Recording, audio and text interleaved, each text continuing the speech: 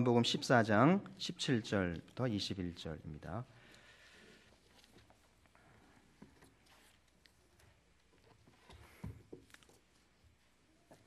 요한복음 14장 17절부터 21절. 그는 진리의 영이라 세상은 능히 그를 받지 못하나니 이는 그를 보지도 못하고 알지도 못함이라. 그러나 너희는 그를 아나니 그는 너희와 함께 거하시며 또 너희 속에 계시겠음이라.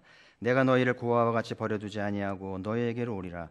조금 있으면 세상은 다시 나를 보지 못할 것이로되 너희는 나를 보리니 이는 내가 살아있고 너희도 살아있겠음이라. 그날에는 내가 아버지 안에 너희가 내 안에 내가 너희 안에 있는 것을 너희가 알리라. 나의 계명을 지키는 자라야 나를 사랑하는 자니 나를 사랑하는 자는 내 아버지께 사랑을 받을 것이요 나도 그를 사랑하여 그에게 나를 나타내리라. 아멘.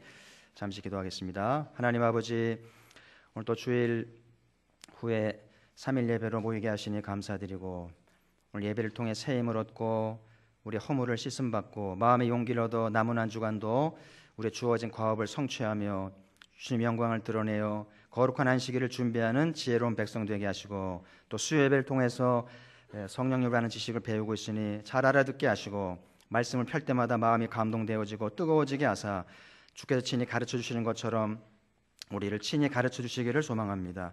또 주 앞에 나올 때 예물 드린 손길들이 있으니 주께서 늘 적은 정성이지만 주께서 받아주시옵고 하나님의 집이 세워질 때에 이 아이들의 이름이 기억될 수 있도록 늘 부모들이 깨어 자녀를 위해 눈물로 기도하며 아이들을 채찍질하며 바른 길로 지도하여 가포교회 집안에서 하나님의 종들이 나오도록 은총 베풀어 주옵소서. 예수님 이름으로 기도하옵나이다. 아멘. 예수님 오신 이후로 2000년쯤 지났잖아요. 그래서 오랜 교회 역사가 있었고요. 또 성부, 성자, 성령 하나님이 시대마다 적절히 역사하셨는데 지금 이 시대는 성령님이 많이 일하신다는 생각이 들고요. 지금 남미라든지 아프리카는 큰 이렇게 오순절의 부흥이 있는 것을 소식을 듣고요. 우리 한국 교회도 초창기에 성령님의 역사를 통해서 회개 운동이 일어나고 그래서 부흥 운동이 일어나기도 하고 큰 역사가 있지 않습니까? 그래서 오늘도 성령님을 배워가면서 우리가 꼭 알아야 될 성령님에 대한 지식을 통해서 은혜를 받기 원하고요. 오늘 18절에 보면 내가 너희를 고아와 같이 버려두지 아니하고 라는 표현이 있죠. 그러니까 예수님이 이제 떠나시면서 제자들을 보니까 고아와 같은 거예요. 내가 이제 가면 저 제자들은 어떻게 될까? 그러니까 부모 없는 자식이처럼 걱정이 되신 것 같아요. 이 말은 우리가 고아일 수도 있다는 거예요. 마치 부모 없는 아이들이 이렇게 아무 돌봐줄 사람이 없고 집에 들어가 봐야 부모님도 없고, 그죠? 힘들 때 기댈 때도 없고 혼자서 모든 것을 해야 되니까 얼마나 힘이 들겠어요. 고아가 그렇게 고달픈 인생 아니겠어요? 그러니까 예수님이 우리를 고아와 같이 두지 않겠다. 참 이 말씀이 참 이렇게 와닿고요. 우리 인생이 고아와 같다는 생각이 들어요. 여러분 다 힘들게 살고 있는데요. 정말 여러분의 마음을 알아주는 사람이 한 사람이라도 있습니까? 있어야 될 텐데. 그 배우자라면 좋겠고 자식이라면 좋겠는데 배우자도 별 수 없고요. 자식도 별 수 없고 친구도 내 마음을 알 수가 없어요.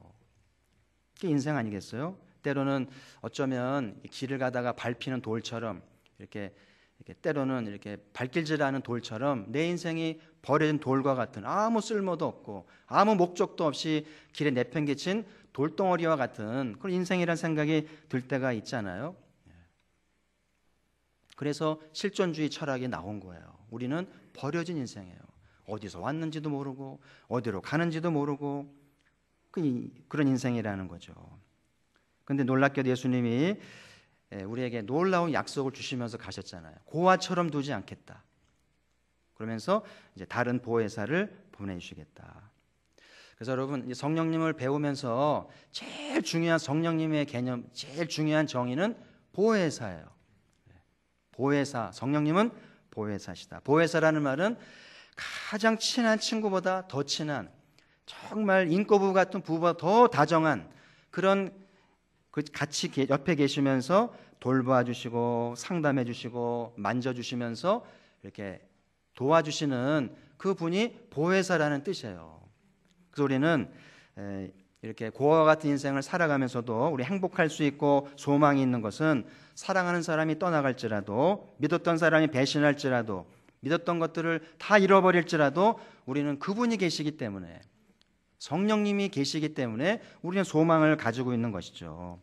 그래서 이번 2016년을 마감하면서 여러분 수요예배에 나와서 이 성령님을 배우면서 성령님을 보혜사로 깊이 깨닫고 알 수만 있다면 2010년도가 얼마나 아름다운 마감이 되겠으며 얼마나 의미 있는 좋은 계절이 되겠는가.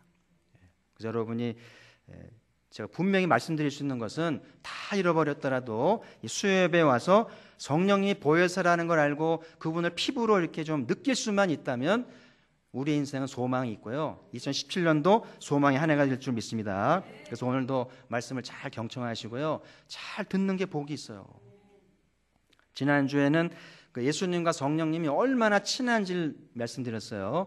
그래서 두 분 사이는요, 예수님께 성령님 거고 성령님 것이 예수님 거고 서로 이제 이렇게 상통하는 관계고요. 예수님은 늘 성령님 앞세우고 성령님은 늘 예수님 앞세우고 그렇게 굉장한 우정을 맺는 분이시라고 말씀드렸는데 이런 말씀도 하셨잖아요. 예수님이 내게 한 죄는 용서받을 수 있다. 나는 욕해도 좋고 나는 저주해도 좋은데 그분을 욕하면, 그분을 회방하면 그분이 누구예요? 성령님을 회방하거나 욕하면 용서받을 길이 없는 거예요.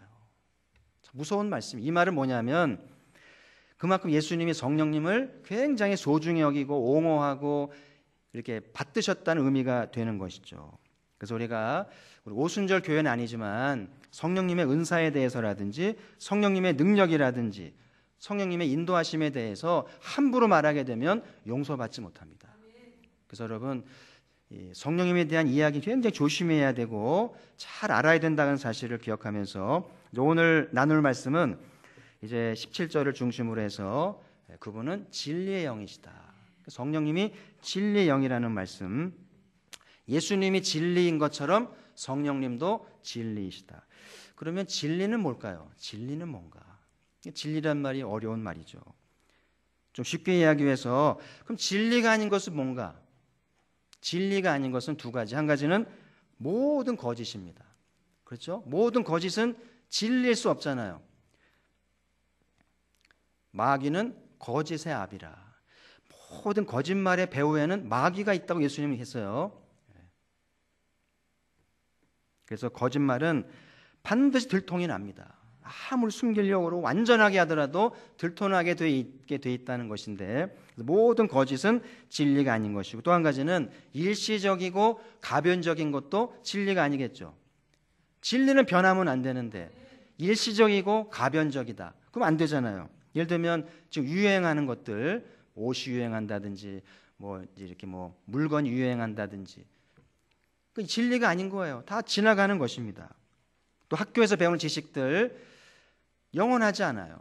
이론도 바뀌고요. 지식도 바뀌고 책에 중보판 나오면 이론이 바뀌기 때문에 진리가 아닌 거예요. 진리를 향할 뿐인 거죠. 그리고 사람들이 만나서 말하는 수많은 말들을 하는데 여러분 입에서 나오는 말들은 진리입니까? 아닙니까? 혹시 여러분 중에 누구랑 얘기하면서 내 말은 진리요. 그러면 이단이 되는 거예요. 아무리 아는 게 많고 아무리 성경을 많이 알아도 사람의 말은 진리이지 않아요. 그래서 여러분이 너무 사람의 말에 민감하면 이제 위험합니다. 왜냐하면 사람들의 말은 기분 좋을 때 말이 다르고요. 기분 나쁠 때 하는 말이 다르고 배우자도 그렇고 부모님도 그렇고 사람인 이상 진리를 말하지 않아요. 진리를 말할 때도 있는데 진리 아닌 것을 진리처럼 말할 때도 있기 때문에 오늘 성령님을 배우는 저희들은 사람들이 하는 말은 그냥 그러려니 하세요.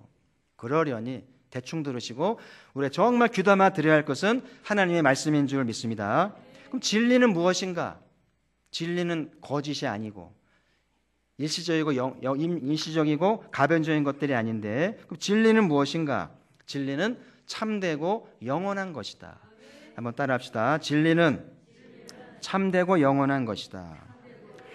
그래서 예수님을 왜 진리라고 하는가? 예수님의 모든 말씀은 진실됐어요. 그래서 예수님은 말 때마다 내가 지금 진실로 말한다. 그렇죠? 우리들이 흉내내면 안 돼요. 예수님만 할 수 있는 거예요. 예수님만 진실로 말한다. 예수님은 한치의 거짓도 없고요. 하나도 이게 허황된 말씀이 없습니다. 예와 아니요가 분명하신 분이에요. 예수님 말씀대로만 살면 그게 진리고 틀림없는 인생의 해답이 있다고 하는 사실이죠. 예수님의 말씀만이 아니고 십자가의 속죄도 진리입니다. 2000년 전의 사건이지만 2000년이 지난 지금도 십자가의 보혈과 갈보리의 속죄는 지금도 유효해요. 그렇지 않았다면 예수님이 자주 와야 돼요. 500년마다 한 번씩. 오지 않습니다. 한 번의 속죄가 영원하다는 거예요. 2000년 전이나 지금이나 2000년 후나 누구든지 그분을 믿으면 죄사함을 받고 아버지 영광에 이르게 된다고 하는 사실이죠. 그래서 히브리서가 말하기를 이 속죄의 교리를 단번에 영원한 속죄를 해주셨다. 영어로 말하면 once for all, 한 번에 모든 것을 인간의 속죄를 해결했다는 교리를 얘기합니다. 오늘도 예수님의 보혈을 믿으시고 모든 죄를 씻음받고 새사람 되기를 소망합니다. 여러분 늘 드리는 예배지만 한 번만 제대로 예배 드리면 인생이 바뀔 텐데 그 한 번의 신 예배가 안 되는 거예요. 늘 딴 생각하고 집중하지 못하고 약간은 졸고 한 번만 제대로 예배 드리면 제대로 속죄를 받고 제대로 말씀을 드리면 인생이 달라질 수 있는데 혹시 오늘이 그런 밤이 되면 얼마나 좋을까. 성경은 예수님을 반석이라고 그러잖아요. 구약에 이 반석이 많이 나옵니다. 광야에 반석이 많잖아요. 모세가 반석을 쳤을 때 뭐가 나왔어요? 물이 나오잖아요. 그 반석은 뭘 상징하겠어요? 예수 그리스도. 반석은 예수 그리스도. 우리의 영원한 생수가 되는 거죠. 그래서 우리가 인생의 집을 지을 때 모래 위에 지을 것인가 반석 위에 지을 것인가 어디에 지어야 되겠어요? 그럼 반석은 뭐예요? 예수 그리스도. 주님의 말씀 위에 내 인생을 건설하고 설계하는 것이 안전하고 축복이 되는 거죠. 공부를 하든지 연애를 하든지 집을 사든지 뭐 장사를 하든지 이 반석 위에 집을 지어야 안전한데 그냥 아무렇게나 막 지면은요 바람 불고 태풍 불잖아요. 다 도루묵 됩니다. 저는 가포교회가 좀 더디더라도 반석 위에 우리 집을 짓길 바라고요. 자녀 교육도 사랑도 사업장도 반석 위에 세우길 바랍니다. 자, 예수님이 오늘 예수님이 진리인 것처럼 그분도 진리 영이시다. 그러니까 성령님도 나처럼 참되고 영원하시다. 그런 얘기죠. 너무나 좋은 말씀이에요. 이제 선교사들이 우리나라에 처음 와가지고 우리나라 사람 겪어보니까 문제를 발견한 거예요. 뭐냐면 거짓말하는 거예요. 술 문제도 있었고요, 담배 문제도 있었고, 이제 화투놀이하는 것도 있었는데 선교사로 제일 심각하게 본 거는 이 사람들 거짓말을 너무 잘하는 거예요. 예를 들면 교회 온다고 그러고 안 옵니다. 아예 안 온다고 그러면 기다리지 않는데 이번 주에 가겠습니다. 기다리잖아요. 안 와요. 그 다음 주도 만나면 갈게요. 기다립니다. 안 와요. 그러니까 선교사들이 속지 않는 거예요. 이 사람들 거짓말을 막 하는구나. 또 직분 주고 세례 주고 열심히 한다 그러더니 열심히 안 합니다. 열심히 할게요. 열심히 안 합니다. 분명히 집에 있는데 없다 그럽니다. 없다 그래요. 애들 시켜가지고 없다 그래라. 그러면 엄마가 없다라 그러라 그럽니다. 참 훌륭한 아들이죠. 그러니까 선교사들이 볼 때 이해가 안 되는 거예요. 오늘 대선 미국 투표 결과 나왔다면서요?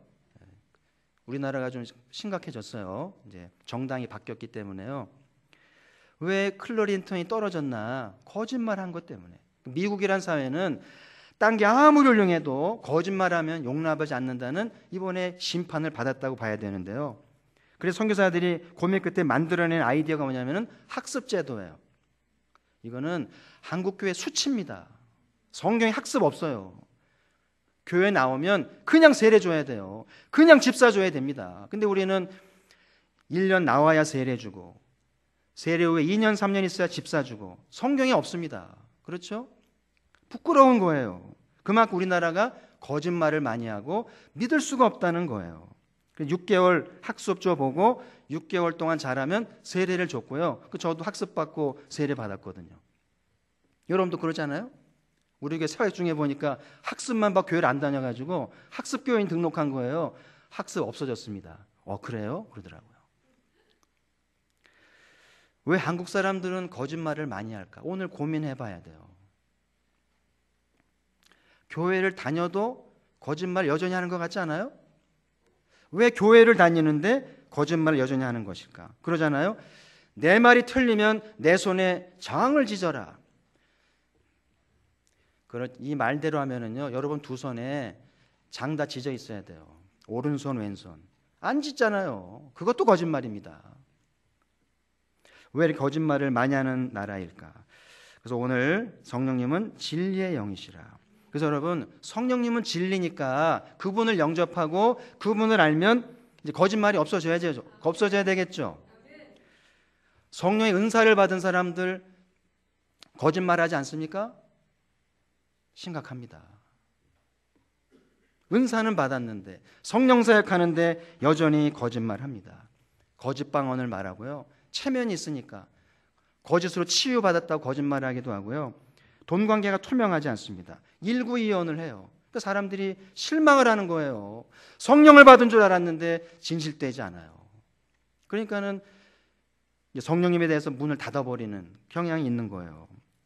왜 성령님의 은사를 받고 성령 사역을 하는데 여전히 거짓이 남아있는가? 성령님을 인격적으로 만나지 않은 거예요. 인격적으로. 그분은 진리이신데, 그분은 거짓을 조금 용납하지 않는 분인데 어찌 성령님을 영접한 사람이 거짓을 용납을 해요? 있을 수 없는 일이죠. 그래서 여러분, 성령이 주신 은사도 받고 성령님의 진리성을 닮아가면 제일 좋겠습니다만은 아쉽게 많은 사람이 은사는 받았는데 기도도 잘하고 일도 잘하는데 진실되지 않아요. 책임감도 없고 꾸준하지도 않고 거짓을 말합니다. 그 사도 요한이 말하기를 여러분 영을 다 믿지 마십시오. 사람을 다 믿지 마십시오. 그렇게 얘기를 할 정도니까. 오래전에 본 영화인데요. 제가 도저히 이렇게 해도 제목도 기억 안 나고요. 배우 이름도 기억이 안 나서 얘기만 잠깐 하려고 그래요. 뭐냐면 미국 개척 시대에 부흥 집회가 많이 열려, 천막 집회가 많이 열렸는데요. 한 여성 부흥사가 미모가 좋고요. 참 말씀을 잘 전해요. 근데 하루는 우연히 한 남자 세일즈맨이 지나가다가 들려봤다가 그 부흥사에 이제 사랑을 하게 된 거예요. 그러니까 부흥사가 이제 신앙도 좋고 말씀 잘 전하는데 믿음도 없는 세일즈가 자기를 좋아하니까 거절하잖아요. 냉정하게 뿌리치는데 이 남자가 포기하지 못하고 따라다닙니다. 그럼 제가 예배도 드리고 말씀 듣다 보니까 재밌거든요. 자기도 세일즈니까 말은 좀 하니까 이제 그 부흥사 환심을 사기 위해서 자기도 설교하게 해달라고 그래요. 그래서 기회를 줬는데 너무 설교를 잘해요. 너무 말을 잘하고요. 사람들이 감동을 받고 헌금이 막 늘어나는 거예요. 그러니까 부흥팀이 그 사람을 막 팀으로 세워가지고 계속 말씀을 전하게 합니다. 그러니까 이 남자는 열심히 설교해서 감동을 주면 저 여부흥사가 나를 좋아하겠지. 그러면서 열심히 복음 전하고 설교도 하고 막 감동을 줍니다. 스타가 됐어요.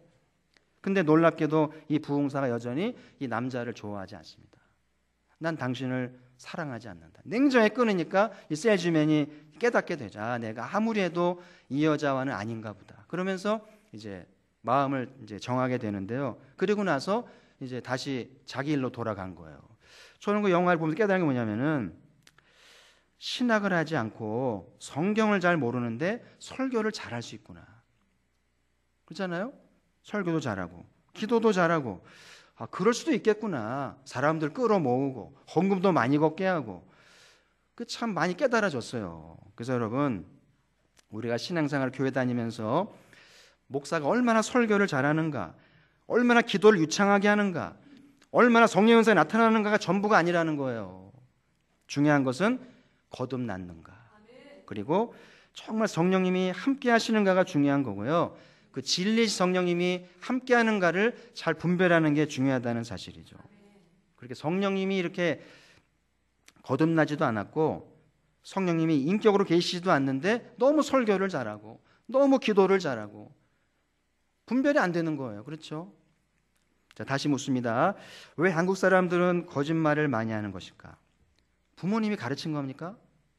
선생님이 가르친 겁니까? 누구한테 배웠길래 이 민족은 뼛속 깊이 거짓말을 일삼는가? 오늘 고민해 보셔야 돼요. 우리나라는 종교성이 뛰어난 민족이라고 모두가 알고 있어요. 이건 프랑스 국영방송에서 한국을 소개할 때 한국은 종교성이 뛰어난 민족이라고 광고를 했습니다. 그 맞는 말이잖아요. 불교면 불교, 유교면 유교, 동학이면 동학, 무속이면 무속, 기독교면 기독교, 다 잘 믿어요. 또 뭘 잘 믿을지 모르겠어요. 저는 이 잘못된 뛰어난 종교성이 좀 문제가 있다는 생각이 들어요. 그래서 모든 사람 인적 조사를 해보면 그 배후에 다 종교적 배경이 있어요. 불교가 있든 샤머니즘이 있든 나름대로 종교적 배경이 있잖아요. 특별히 기독교에서 파송된 사이비 종교, 이 사람들은요 목적을 위해 수단을 가리지 않습니다. 자기 교회에 사람 데려갈 거짓말을 일삼아요. 거짓 예언을 하고요, 거짓 얘기를 해서 사람 쏠깃하게 해서 막 데려갑니다. 그런 사람들이고요, 자기들의 목적을 위해서는 책임감, 도덕성 필요 없다는 얘기예요. 저는 이런 것들도 우리나라 거짓말을 많이 하게 하는 요인이 아닌가. 그리고 무속신앙이라는 것 자체가 윤리와 도덕이 없잖아요. 우리나라의 토속 종교는 무속신앙이잖아요. 이런 것들이 우리나라 뼛속 깊이 거짓말을 하게 한 것 아닌가, 그런 생각이 들어요. 오늘 성령님은 진리이시다. 성령님을 제대로 배우면서 진실된 그리스도인이 됐으면 좋겠어요. 지금 우리 사회는 진실된 그리스도인이 필요할 때입니다. 좀 희생이 따르더라도, 좀 손해가 되더라도 진실을 말해야 돼요. 자리를 잃을까 봐. 사람 눈치 보고 아는 것을 모른다 그러잖아요. 아무도 모른다 그러잖아요. 눈 가리고 아웅하는 거예요. 그래서 우리는 지금 진리를 경청하고 진리를 듣는 귀가 필요한 때라는 생각이 듭니다.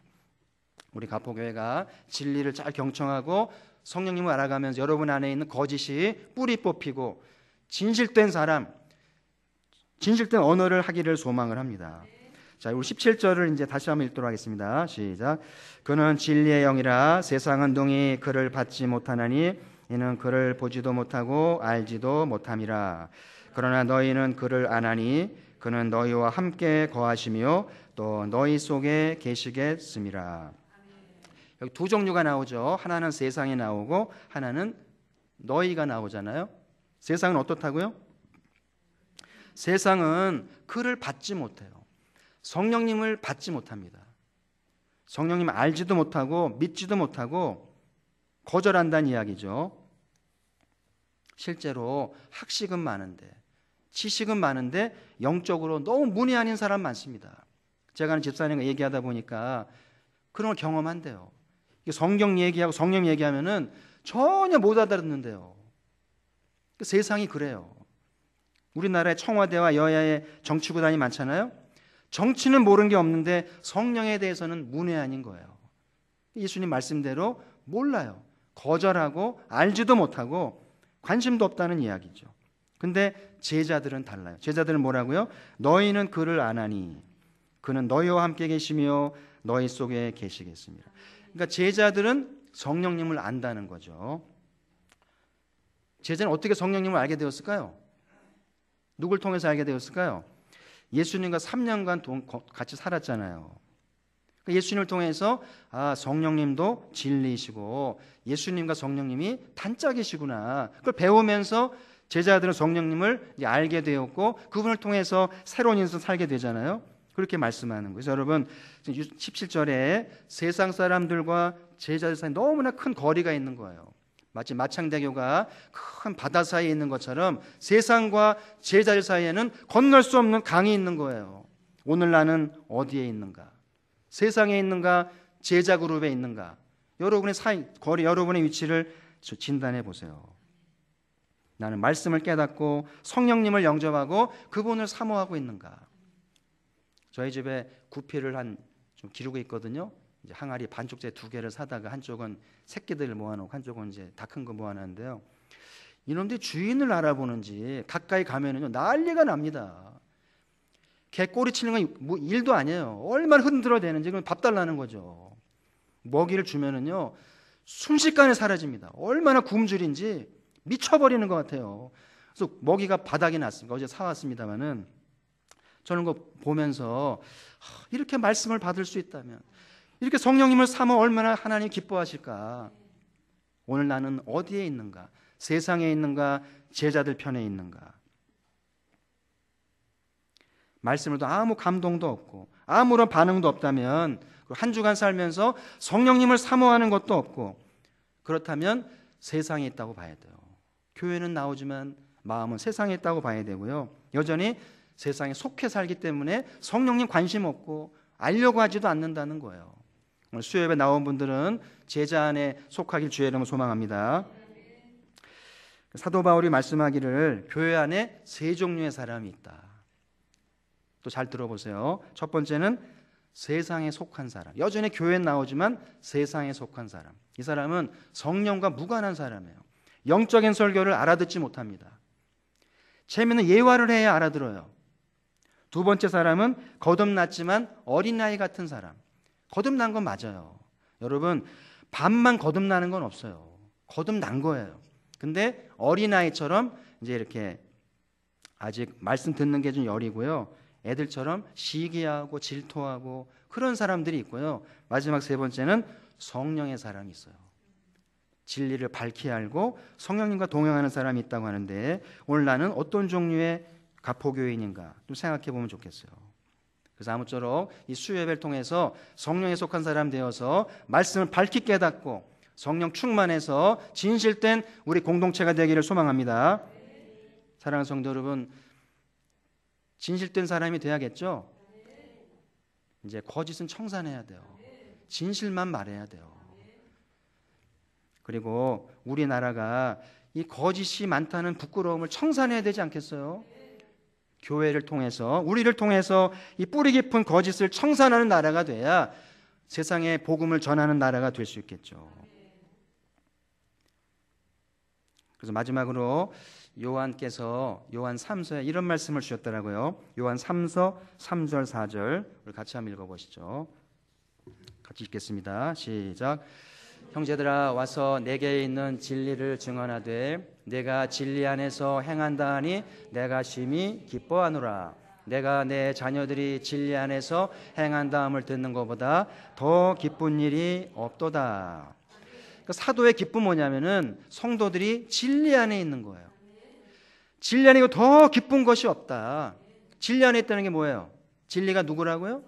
성령님이시고 예수님이잖아요. 예수님과 동행하고 성령님과 동행하는 것보다 더 기쁜 일이 없다. 신앙의 최고의 기쁨이 무엇인가? 그분을 알고 그분 안에 거하는 것이라는 거예요. 그래서 여러분, 아무리 봉사를 많이 하고 아무리 종교적인 열심이 있다 할지라도 진리 안에 있지 않다면, 진리를 닮아가지 않는다면 물거품이라고 하는 사실이죠. 저는 대학 때부터 민족복음화를 많이 외쳤던 기억이 나는데요. 구호를 외치고 민족복음화. 민족복음화가 뭔가? 민족복음화는 두 갈래로 가요. 한 가지는 믿는 사람이 많아지는 거겠죠. 그죠? 많아지는 거예요. 근데 동시에 민족복음화는 믿는 자가 진실된 사람이 되는 거예요. 그래서 아무리 기독교인 숫자가 많아도 진실되지 않은 사람이 많으면 민족복음화는 되지 않은 거예요. 더 이상 천만 자랑하지 않습니다. 왜냐하면 진실되지 않으니까. 숫자가 적더라도 진실될 수 있다면 얼마나 좋겠는가, 그런 생각이 들어요. 이제 다시 한번 이 땅에 그리스도의 계절이 오게 한다고 하는 것은 많은 사람 믿는 것도 중요하지만 내가 거짓을 청산하고 이제는 진실만 말하리라. 이제 성령님과 동행하리라. 결단할 때 이 나라에 복음화가 오고 이 창원시가 소망했는 줄 믿습니다. 지난 주일날 유대인 얘기 나눴는데요. 유대인들은 아브라함 이후 4,000년 동안 하나님을 떠나지 않았잖아요. 가스실에서 하나님께 살려달라고 기도했는데 듣지 않으셨잖아요. 근데 하나님 떠나지 않았어요. 하나님 인정하고 그냥 죽었습니다. 그래서 하나님이 그들을 인정했고요. 무엇보다 그들의 자손이 부모님들의 신앙을 존경합니다. 우리 부모님은 가스실에서도 하나님 욕하지 않고 하나님 떠나지 않고 신앙으로 돌아가셨지. 이게 긍지가 되는 거예요. 그래서 여러분, 우리 가포교회 집안이, 가포교회 부모님 신앙이 이런 신앙이 됐으면 좋겠어요. 아무리 힘들어도 아무리 어려워도 주님 떠나지 않고 직분을 귀히 여기고 주의 일을 귀히 여길 줄 알 때 자식들이 보잖아요. 모르는 것 같죠? 다 봅니다. 일하는 척이라도 해야 돼요. 내 아버지 집을 소중히 여기는 척이라도 해야 애들이 믿음이 생긴다는 사실이죠. 그래서 오늘 성령님은 진리이시다. 예수님의 가르침을 받았는데요. 그 진리 성령님을 더 알아가시고 그분을 닮아가면서 이제 거짓을 청산하고 진실된 그리스도인 되기를 바라고, 신앙은 책임감입니다. 부모가 됐으면 책임을 져야 하듯이 교회 직분을 받고 하나님의 성령의 영의 은혜를 받았으면 주의 집을 잘 섬겨야 됩니다. 그리고 하나님이 기뻐하시고 자녀들이 자랑스러워하겠죠. 2016년도 수요 예배가 성령님을 더 깊이 알아가면서 한 해를 보람 있게, 이 올해는 성령님을 안 게 너무 귀하다, 그럼 감사하면서 유종의 매를 거두시기를 주님의 이름으로 축복합니다. 자, 우리 한번 통성으로 기도할 텐데요. 하나님, 조상들이 물려준 거짓과 우리 안에 거짓이 너무나 많고, 정치계 안에, 교회 안에도, 학교 안에도, 집 안에도 너무나 거짓이 많은데 성령님 죄송합니다. 성령님 오셔서 우리 진실된 사람 되게 하시고 진실로 거듭나게 하시고 성령을 인격적으로 알도록 우리 교회를 새롭게 하시고 우리와 우리 집안을 새롭게 주옵소서. 이 민족을 새롭게 하여 주옵소서. 통성으로 인도하시는 대로 한번 기도합시다. 하나님 아버지 감사합니다. 오늘 성령님을 더 알아가게 하시고 보혜사 성령님 우리 가운데 계셔서 그 어떤 절친보다도 우리와 함께 계시며 우리를 상담해 주시고 우리를 돌보신다니 무한 감사를 드립니다. 때로는 외롭고 때로는 절망하며 때로는 힘들지라도 내 안에 성령님이 계신 것을 인하여 기뻐하며 소망을 갖게 하시고 주님이 나의 친구가 되시사 영원한 진리가 되시니 감사합니다. 오늘도 간관히 이 민족을 불쌍히 여기시고 얼마나 거짓이 많은지, 얼마나 거짓을 일삼는지 이 나라가 휘청거리고 있으니 진실된 민족이 되기를 소망합니다. 선교사들이 노합되지 않게 하시고 우리가 믿는다고 하면서도 성령님을 받았다고 하면서도 여전히 거짓을 말하고 얼마나 진실되지 못한 것들이 많은지 이번 수요예배를 통해서 거짓을 청산하게 해 주옵소서. 거짓된 혀를 청산하게 해 주시고 거듭나게 하여 주옵소서. 진실만 말하게 하시고 이제는 말씀만 전하게 하시고 성령님이 감동하는 것만 전하게 하사 믿을 만한 사람이 되게 하시고 존경과 위엄 있는 사람이 되게 하시고 이 사회를 정화시키고 이 땅을 정화시키는 우리가 될 수 있도록 성령님 오시옵소서. 우리를 거듭나게 하여 주옵소서. 말만 잘하지 않게 하시고 은사만 나타나지 않게 하시고 성령님의 성품이 나타나서 사람들이 존경하고 사람들이 인정하는 신앙이 되도록 주여 인도하여 주옵소서. 우리는 언제쯤 유대인의 뿌리 깊은 신앙을 닮아갈는지 하나님이여 가볍지 않게 하시고 얕지 않게 하시고 오늘의 고난을 이겨내게 하시고 오늘의 장애물을 통과할 줄 알면서 하나님이 인정하시고 우리 아이들 인정하는 신앙이 되어서 믿음의 집안이 세워지기 원합니다. 뿌리 깊은 신앙이 세워지기 원합니다. 가포교회를 불쌍히 여겨 주옵소서. 성령님이여 오시옵소서. 우리를 감동하사 말씀을 들을 때 기뻐하게 하시고 말씀 들을 때 춤추며 경배하며 은혜 받게 하여 주사 점점 말씀을 깨달아서 거듭나게 하시고 새사람 되게 하여 주옵소서. 성령님 찬양합니다. 우리 가운데 오시옵소서. 성령님 또 수요예배를 통해 배우게 하시니 감사드리고 성령님이 진리이심을 또 나누게 하시니 감사합니다. 이 민족이 뿌리 깊이 얼마나 거짓이 만연한지 얼마나 말을 함부로 하고 무책임하게 하는지 우리의 혀가 거듭나게 하시고 목